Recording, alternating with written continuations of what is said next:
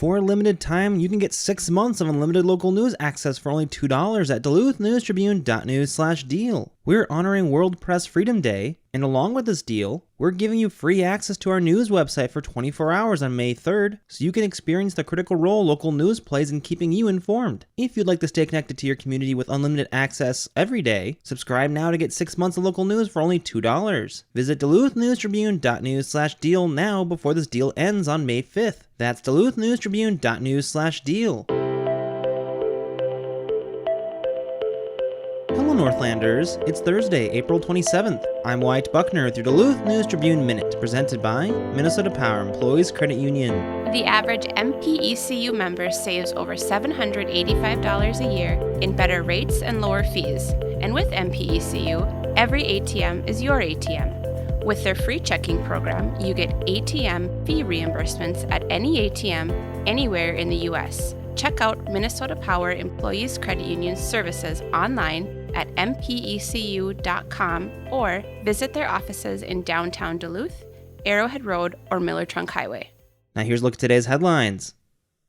The city continues to look for ways to improve security concerns at the Duluth Public Library. The Duluth Police Department has been providing support at the library lately, which has been useful, according to library manager Carla Powers. Recent incidents include someone being punched outside the building, a drug overdose that a library security specialist responded to with Narcan, disruptive behavior, and inappropriate or threatening comments made to staff, Powers said. The library recently hired a firm to assess security at its downtown location. Lindsay Woolward, a consultant for Guidepost Assessments, noted that 33% of staff who responded to a survey said that they felt somewhat unsafe on the job, and nearly 40% said they felt less safe than they had previously at the library. Only 1/4 of surveyed staff said the library was adequately prepared to respond to an emergency, but library users generally give the place higher marks, he noted. Woolward said the library's location, layout, and size pose a challenge for a staff of the available size to monitor. Guidepost offered a number of recommendations, including ideas for how to reconfigure the library in the future, the idea of co-locating other city services in the building to increase the number of eyes in the building, a better security camera system, and improved technology. Earlier this month, the Duluth City Council approved a resolution in support of the city implementing many of the recommendations, quote, as resources permit, end quote. But funding for the proposed first slate of improvements, expected to cost more than $135,000, remains a missing piece of the puzzle. For now, Powers said she and staff are working to prioritize the consultant's recommendations with the intent to, quote, find the immediate low-cost options that we can move forward with right now, end quote, while also preparing to request funding for more expensive long-range options in the future.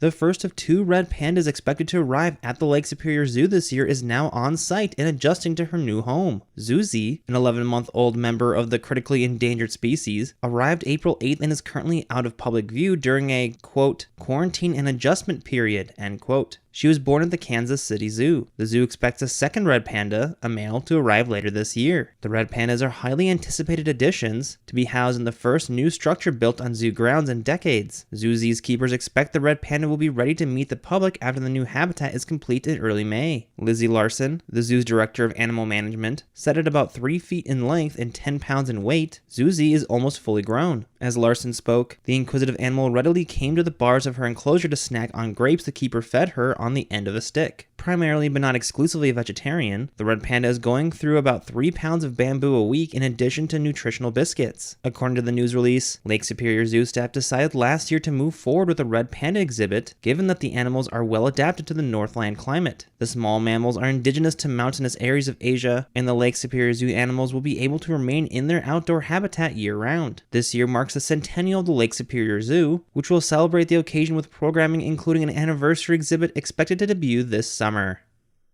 Now here's Dan Williamson with a special guest. Thanks, Wyatt. I'm here with one of our colleagues, Duluth News Tribune features reporter Melinda Levine. We're speaking over Zoom, and Melinda, you're working on a story that we'll be able to read in Saturday's print edition of the Duluth News Tribune, and we can also find it online prior at duluthnewstribune.com.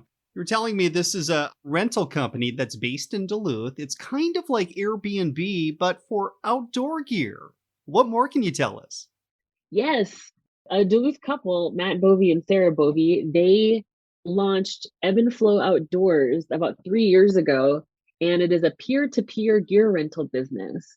And folks from around the Duluth area can list all of their gear online. They can pick a price, they want to rent it for by day. And they really were hoping to have a little bit more accessibility for people who want to try stuff, but maybe don't want to commit to purchasing, a big outdoor tent or a big bike before they know how the gear works. So they created this business.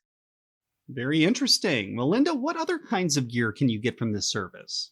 So far, you can get like a lot of things. I saw in there's a beach cruiser, a stand-up paddleboard, cross-country skis, and things like a hammock and a mosquito net and a bike trailer. It's just a whole bunch of different things. Such a neat idea. What was your biggest takeaway from this? My biggest takeaway for this story, it was really cool to connect with just different outdoors people. Like I spoke with a guy who lists a lot of his gear, and I spoke with a guy who lives in Nashville who came and has used the service 3 years in a row when he comes to visit Duluth. Just hearing their perspective, like you can invest this money in this gear, but a lot of the time it's just sitting on a shelf or sitting in the closet or the shed. And just to know that it's getting used, I think, and that, the owners can make a few bucks. It was really cool just to hear all these perspectives. Sounds like a win-win. What do you hope our audience takes away from your story? I feel like this story kind of encapsulates the spirit of Duluth in a way, and our outdoors folks. Like when I moved here, everyone was so welcoming and so like, oh, you want to try this? Go there. You want to go hiking this trail? Go here. And I feel like this company really takes the spirit of that and runs with it. One of the rewards from the business that Matt Bovey shared is about sharing gear to gear, but it's also sharing experience. So when he gets to connect with people, he gets to give them recommendations about places to go outdoors and places to discover. So that was really prominent for me. And I hope it is for readers too. Well, Melinda, thank you so much for your time.